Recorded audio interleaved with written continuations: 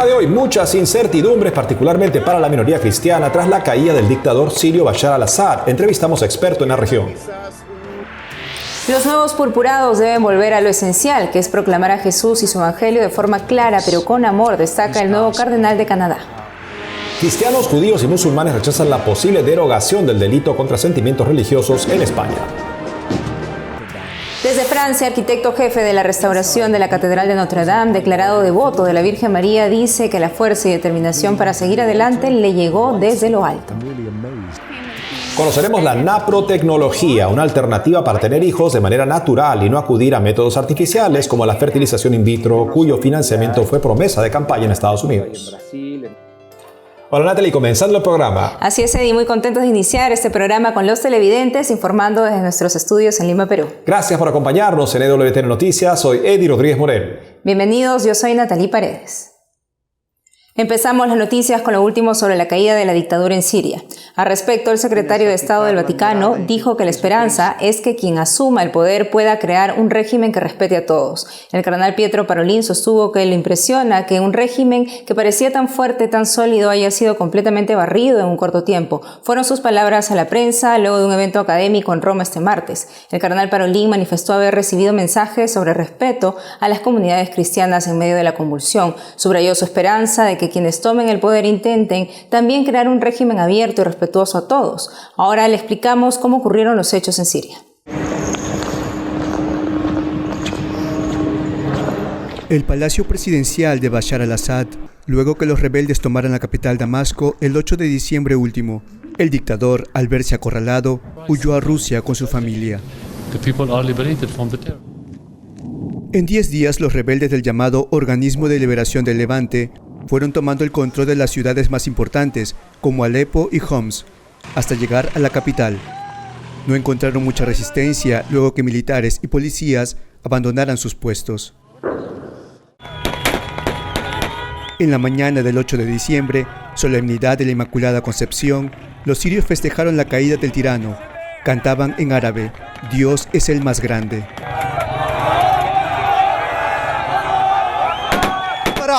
Es un sentimiento de alegría después de 13 años de presión y tragedia desde que nacimos. El régimen nos lastimó, pero ahora somos libres, sin ningún miedo ni opresión que desaparecerá de nuestros corazones. Volveremos más fuertes y unidos y seremos el mejor país si Dios quiere. Es una extraña sensación de felicidad. No esperábamos esta gran sorpresa. Dormir, despertar y descubrir que se ha ido el dictador que masacraba y mataba al pueblo en nombre de la democracia y la libertad. Este criminal que oprimió al pueblo durante 50 años.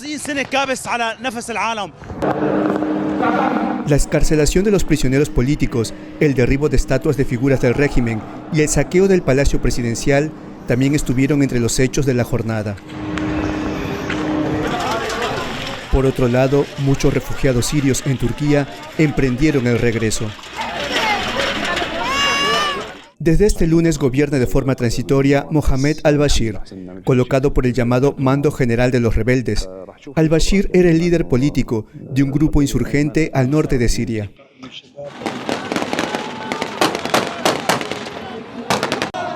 Por su lado, Monseñor Hanna Halouf, vicario apostólico de Alepo, dijo a Asimena que han recibido garantías de que los cristianos seguirán siendo una parte integral del tejido social de Siria para reconstruir el país. El líder de la Iglesia Latina en Siria también resaltó que los rebeldes les aseguraron que sus iglesias y propiedades seguirán intactas. Para sorpresa de muchos en el mundo, el régimen de Bashar al-Assad colapsó en pocos días. Para saber más al respecto, estamos con Alberto Fernández. Él es vicepresidente del Instituto de Investigación y Medios de Comunicación de Oriente Medio. Señor Fernández, bienvenido al programa. Muchas gracias. Señor Fernández, ayúdenos a entender el fin de este régimen y lo que se viene en Siria. Bueno, claro, es como ocurren estos casos, hay gran incertidumbre. Es algo que hemos visto, nosotros lo conocemos mucho en América Latina, ¿verdad? La caída de un tirano, la caída de un dictador, y entonces, ¿qué viene? Mucha alegría, mucha inseguridad, incertidumbre, no se sabe. Y entonces estamos en los primeros pasos, los primeros días de una nueva Siria, pero nadie sabe y muchos temen que va a ser peor, aún peor que la del recién caído tirano. Lo que tenemos a nuestras espaldas hace unos años, por supuesto, es la terrible expansión del ISIS, la masacre, la brutalidad que cometió contra la población musulmana y, por supuesto, también especialmente cristiana. ¿Cómo está la población cristiana en estos momentos en Siria tras el fin del gobierno de este dictador? Bueno, la población cristiana, claro, está viviendo la misma incertidumbre que vive toda la población de Siria, pero con esa tradición, esa historia tan triste que hemos visto en los últimos años. Gran temor, ¿verdad?, en la comunidad cristiana. Ahora, uno tiene que, pienso enfocar en 2 puntos. Primero, la mayoría abrumadora de la población cristiana de Siria, lamentablemente yo diría, ya huyó. O sea, hoy queda quizás un 20% de la población cristiana que existía en Siria hace 10 años. La mayoría ya está en el exilio. O sea, no fue este asunto, este último golpe, sino la experiencia de la guerra civil, una guerra civil que duró 13 años. Entonces la mayoría ya se fue. Eso es uno. Lo segundo, quizás más importante, es que los ganadores, que son islamistas, que tienen una historia bastante tenebrosa, han dado muy públicamente garantías a la población cristiana, que no deben temer, que no se preocupen, que nada va a ocurrir. Claro, el gran temor de esa población cristiana es ¿qué valen estas garantías? Uno nunca sabe. ¿Que ha tenido algún tipo de acercamiento este nuevo gobierno? Entiendo que lo que queda del Estado en Siria está buscando un tipo de transición pacífica hacia el nuevo gobierno. ¿Algún tipo de acercamiento hacia alguna potencia extranjera por parte de este nuevo régimen? Eso es una pregunta muy complicada. O sea, tradicionalmente los rebeldes, estos rebeldes islámicos, tenían buenos lazos con 2 países. Primero con Turquía. Turquía era el gran patrón, el gran apoyador de estas milicias, estos grupos de rebeldes.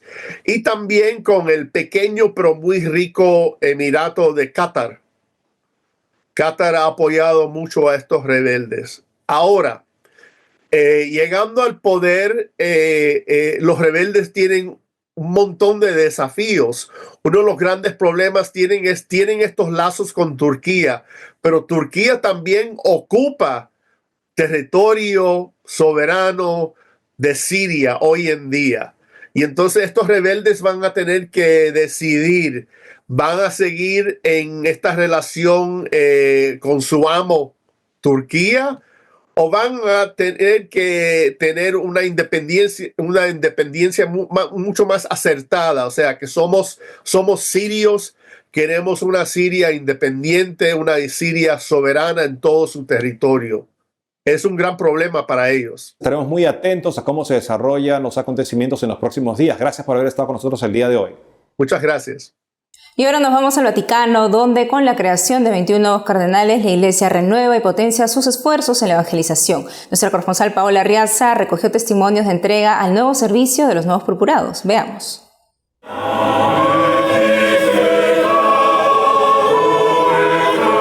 La Iglesia Católica cuenta con 21 nuevos purpurados. El 7 de diciembre, durante el consistorio para la creación de cardenales, el Papa Francisco les pidió mantenerse en el camino del servicio para que entre ellos no haya división sino unidad.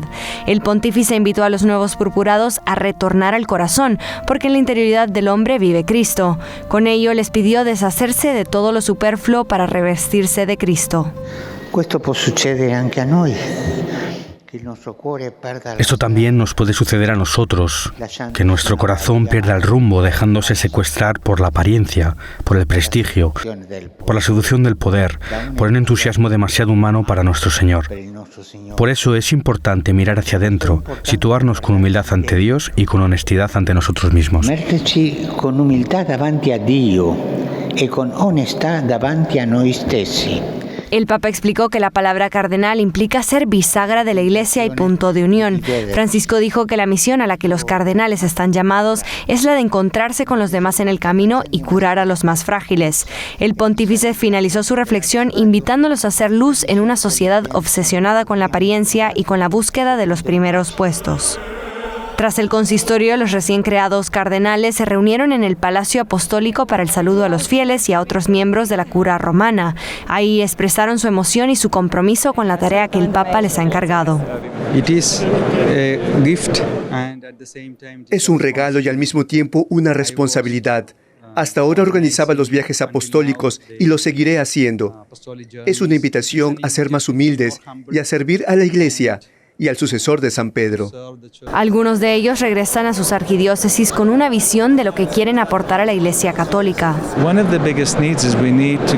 Una de las mayores necesidades que tenemos es la de volver a lo esencial. Proclamar a Jesús, su Evangelio, de forma clara, pero con amor, para ayudar a la gente a conocer a Jesús, a pertenecerle, a vivir en Él y con Él. Entre ellos se encontraba el cardenal Bichok, quien es ahora el más joven entre los purpurados. Con 44 años y siendo el único cardenal ucraniano, el purpurado dijo que su nombramiento es un fuerte llamado de paz en Ucrania.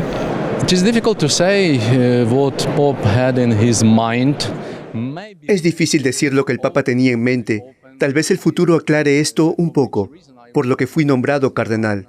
El cardenal más joven, y especialmente no solo para la Iglesia ucraniana o la australiana, sino para la Iglesia universal.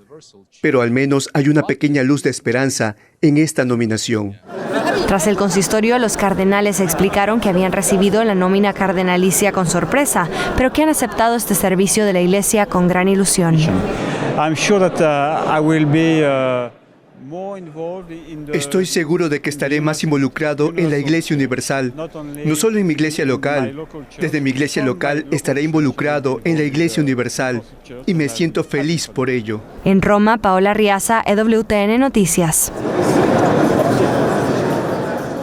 Y en España, representantes de diversas confesiones, entre ellas la Iglesia, rechazaron la intención del gobierno de derogar el delito de ofensa a los sentimientos religiosos previsto en una reforma del Código Penal. Escuchemos los argumentos de la Conferencia Episcopal Española. Estamos todos convencidos de que los derechos fundamentales de las personas han de ser respetados. Libertad de expresión, libertad de conciencia, también libertad religiosa. Y creemos que la derogación de este delito vulnera la libertad religiosa. Por eso, por un lado, queremos lanzarle un mensaje a la sociedad. Cuando se vulnera la libertad religiosa, al final acabamos consintiendo de una forma indirecta el insulto, la burla constante, y los cristianos y los fieles de todas las religiones tienen derecho a vivir su fe de una forma pacífica, sin tener que someterse a esta serie de insultos y burlas. En segundo lugar, queremos tender una mano a nuestros gobernantes, a los poderes públicos, para que cuando se traten temas que afectan a las religiones, que afectan a las confesiones religiosas, podamos establecer ese diálogo y poder aportar también nuestra opinión sobre estas cuestiones. Por otro lado, España fue también el punto de encuentro de un importante acontecimiento para la Iglesia en salida. Nuestro corresponsal Nicolás de Cárdenas nos cuenta de qué se trata.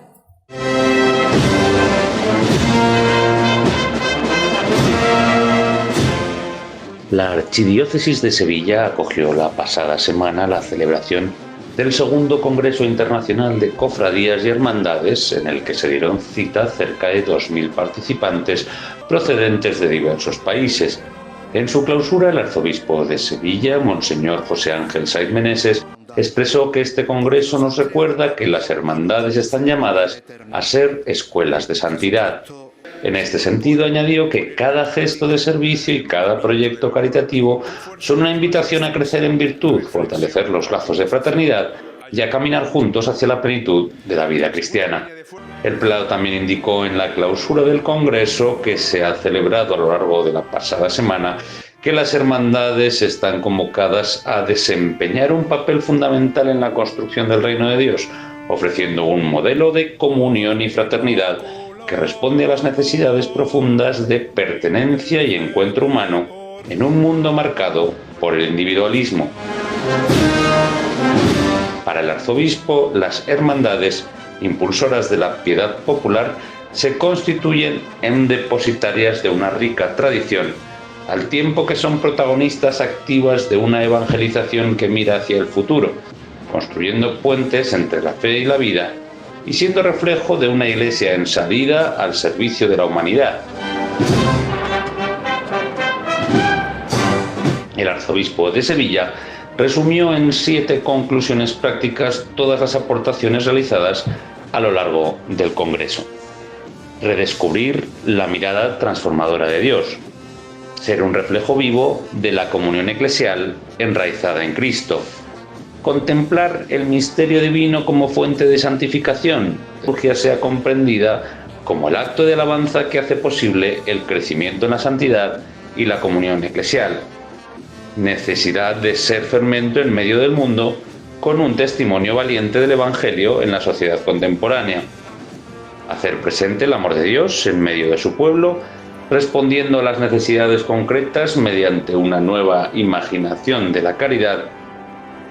Que quede de manifiesto que la formación cristiana debe ser una prioridad de las hermandades y la necesidad de impulsar la creación de un observatorio como espacio de estudio y reflexión permanente sobre la piedad popular.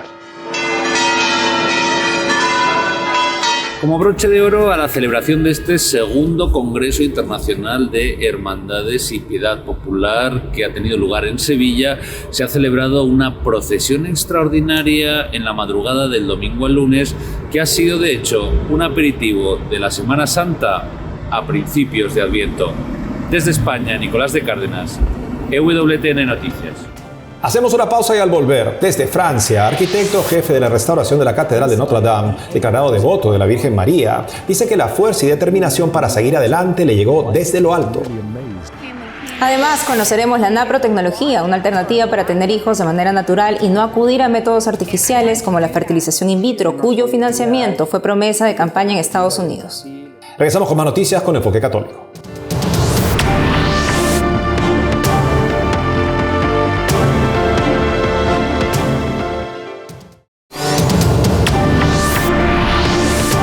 A Francia para compartirles valiosos detalles alrededor de la reapertura de la Catedral de Notre Dame, que refleja la presencia de Dios en una tarea que parecía imposible. Nuestro corresponsal Colin Flynn estuvo en París, nos cuenta. Tras 5 años de restauración, el arzobispo de París, Laurent Ulrich, tocó a la puerta de Notre Dame. Dentro de la música del órgano de 8.000 caños llenó la catedral y un coro cantó de júbilo. La catedral restaurada resplandecía con piedra limpia, estructuras repintadas y vibrantes vidrieras. Entre los asistentes se encontraban el príncipe William del Reino Unido, la primera dama Jill Biden, el presidente ucraniano Zelensky y el presidente electo de los Estados Unidos, Donald Trump, junto al presidente francés Macron. No estuvo presente el Papa Francisco, que declinó la invitación. A la mañana siguiente, fiesta de la Inmaculada Concepción, se celebró la primera misa en la catedral y se consagró el altar. La catedral gótica volvía a tener vida, una gran hazaña de restauración. Cuando el fuego arrasó la Catedral de Notre Dame en 2019, muchos temieron que Francia y el mundo perderían un gran tesoro. La tragedia desencadenó una oleada de solidaridad y apoyo en todo el mundo. Recibieron casi $800 millones en donaciones para restaurar la catedral. El arquitecto Philippe Villeneuve fue el encargado de dirigir esta iniciativa. Fue una cantidad enorme de trabajo. Ahora me doy cuenta viendo de dónde partimos. Estoy realmente asombrado por la belleza, asombrado por el trabajo, por la calidad del trabajo. Muchos decían que restaurar una catedral de ese tamaño y complejidad en solo 5 años sería imposible. Pero Philippe Villeneuve afirma que su fe le empujó a seguir adelante. Tengo una especial devoción a la Virgen María y nunca dejé de sentir el apoyo que venía de allí arriba.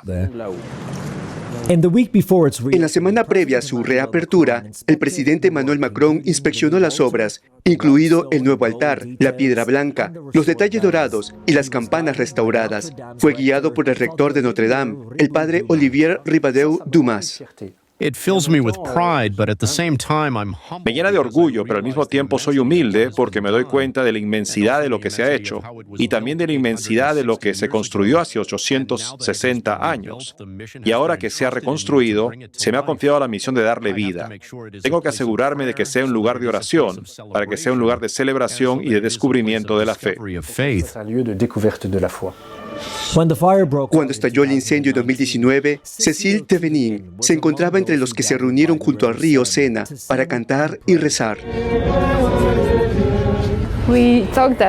Significa una renovación de la fe, ya que existe la impresión de que la fe está muriendo, pero en París hay una fuerte minoría de católicos y es un acontecimiento raro que se reconstruye una catedral. Y ahora espera que dé un impulso a la fe. Creo que sí, y se darán cuenta de que no se trata del edificio, sino de la Virgen María, a quien celebramos allí.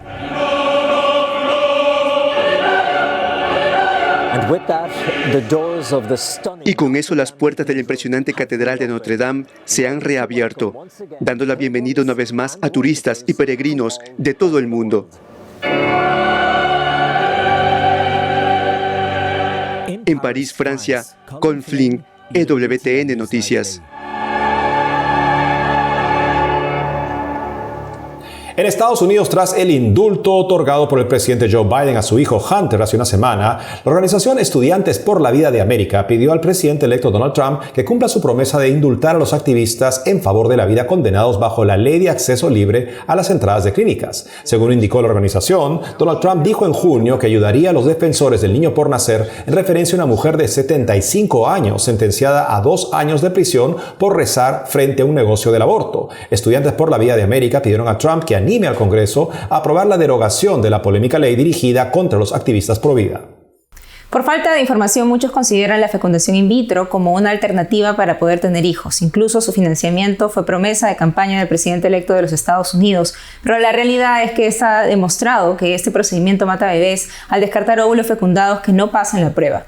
Ahora le hablaremos sobre otra alternativa para procrear, pero con buen uso de la ciencia. Se trata de la naprotecnología. Para hablarnos sobre este método estamos conectados con el doctor Víctor Manuel Topete, socio fundador de la clínica Napro en Puebla, México. Doctor Topete, bienvenido a WTN Noticias. Muchas gracias, mucho gusto. Doctor, coméntenos en qué consiste la naprotecnología. Claro que sí. Bueno, la naprotecnología, por sus siglas, o más bien es un acróstico, una palabra que se forma de Natural Procreative Technology, que quiere decir procreación, tecnología de procreación natural.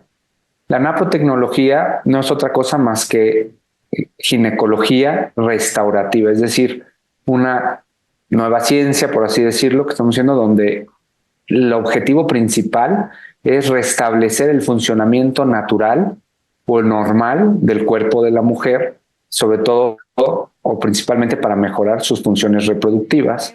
De esta forma, haciendo este tipo de ginecología restaurativa, podemos ayudar a las mujeres a que mejoren su ovulación, a que mejoren la calidad del moco cervical, a que mejoren su posibilidad de concebir un bebé de manera natural.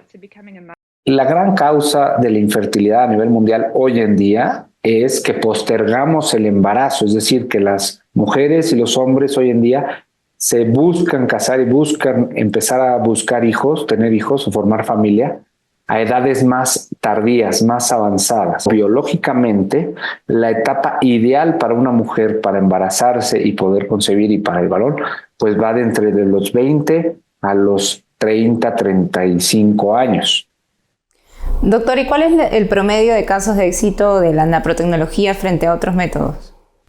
Pues mira, nosotros aquí en México y el doctor Hilgers en Estados Unidos, que fue el fundador de la naprotecnología hace ya más de 40 años en Estados Unidos, se habla, obviamente, hay que hablarlo de manera general, ¿verdad? Porque si individualizamos, pues cada patología va a depender de la severidad de esa patología, de cada caso en particular, o de si es una patología o varias patologías las que afectan a esa mujer o a esa pareja en particular.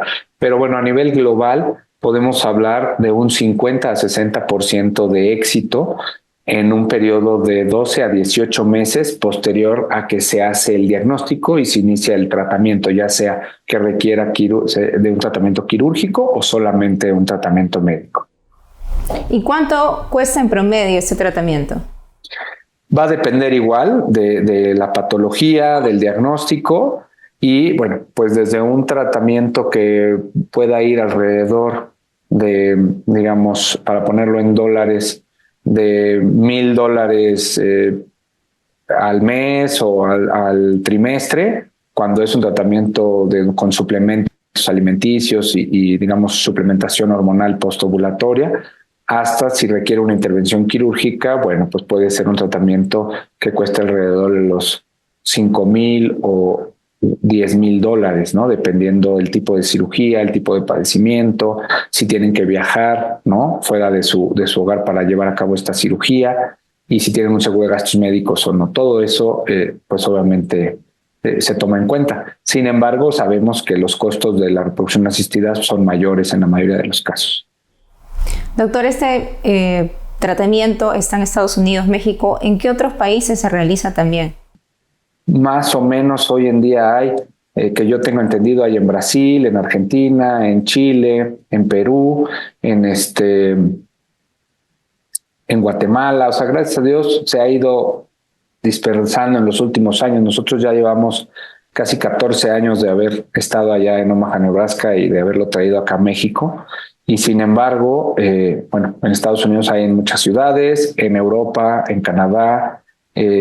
En Europa también está entrando muy en boga esto de la ginecología restaurativa, no solo en Europa, sino también en Estados Unidos, en América, en todos lados, porque gracias a Dios cada vez somos más ginecólogos los que nos hemos dado cuenta de que hay que buscar el diagnóstico, la causa, la razón por la cual se afecta la fertilidad y tratar de restablecer esa fertilidad de la mejor manera posible, tratando los problemas de salud que esa pareja tiene. Así es, doctor Víctor Manuel Topete. Muchas gracias por la explicación. Gracias por la entrevista. Muchas gracias, un gusto. Eso es todo por hoy, amigos. Gracias por haber estado con nosotros. No olviden seguirnos en nuestras redes sociales y en ewtnnoticias.com. Hasta mañana.